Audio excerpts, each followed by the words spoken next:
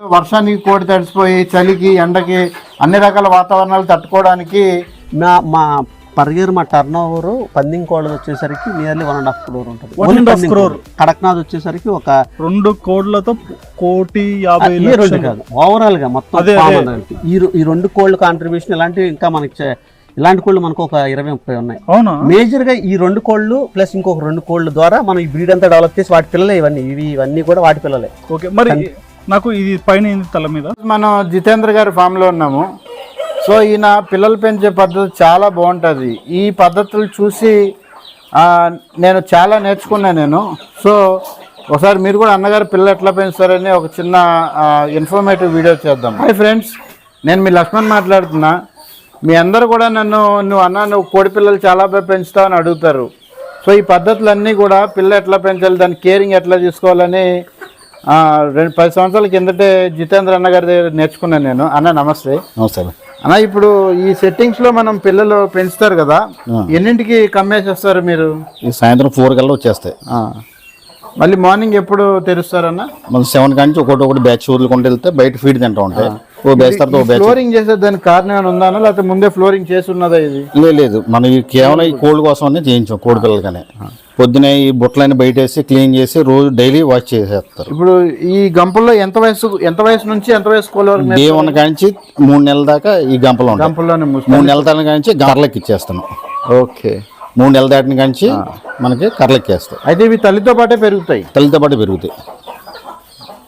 అయితే ఈ cleaning process ఎట్లా? మేము ఎన్ని రోజులు ఒకసారి క్లీన్ చేస్తాం? డైలీ చేయడమే.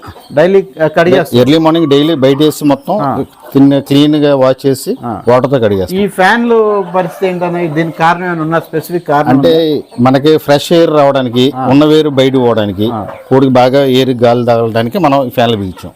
చూసినారా ఫ్రెండ్స్, మీరు కూడా చాలా మంది తల్లితో పాటే పెంచడానికి ఇష్టపడుతూ ఉంటారు. సో అట్లా పెంచే వాళ్ళకి ఇది ఒక మంచి పద్ధతి అనమాట. జనరల్గా ఇది ఓన్లీ పిల్లల గురించి మాత్రమే ఏర్పాటు చేసినటువంటి షెడ్. ఇది కింద ఫ్లోరింగ్ చేసుకుని పుట్టిన పిల్ల నుంచి 3 నెలల వరకు తల్లితో పాటు పెరిగే అన్నీ కూడా ఇట్లా కమ్మేసుకుంటారు అనమాట. అయితే ఇక్కడ వీళ్ళు చేసే మెయిన్ ట్రిక్ ఏంటంటే 4 o'clockకే, అంటే మధ్యాహ్నం అయిపోయి సాయంత్రం వస్తున్న స్టార్టింగ్ టైంలో 4 o'clockకే కోళ్ళని ఇలా గంపల్లో మూసేసి, ఇక్కడ మీరు ఒకసారి చూడండి. బర్లో వదిలేండి భయ, వదిలేండి. ఇవ్వండి, పిల్లలు ఉన్నాయి చూసినారా? ఇవ్వండి ఒకసారి చూడండి. ఇవి తల్లిని ఇడిసేసినాయి కాబట్టి ఇట్లా ఉన్నాయి. మీకు తల్లితో పాటు కూడా కనపడతాయి. ఒకసారి చూపిస్తా. మీరు ఇక్కడ చూడండి, కిందకి దింపు.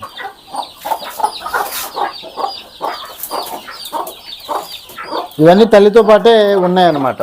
సో ఈ విధంగా నేను మొదటి నుంచి మీకు ఒకటే చెప్తూ ఉంటా, మీ పిల్లలు పెంచాలంటే ఇన్ఫ్రాస్ట్రక్చర్ అనేది 100% మీరు ఏర్పరచుకోవాలన్నమాట. ఏదో వర్షానికి కోడి తడిసిపోయి చలికి ఎండకి అన్ని రకాల వాతావరణాలు తట్టుకోవడానికి చిన్నపిల్లలకి అంత సామర్థ్యం ఉండదు. కాబట్టి మొదటి 2 నుంచి 3 నెలల వరకు మీ కోడి పిల్లల్ని చాలా సెక్యూర్డ్ ప్లేస్లో, ఎక్కువ మాట్లాడితే మీ సొంత పిల్లలు పెంచినట్టు పెంచితే ఆ కోడి బతికి బట్టకడుతుంది.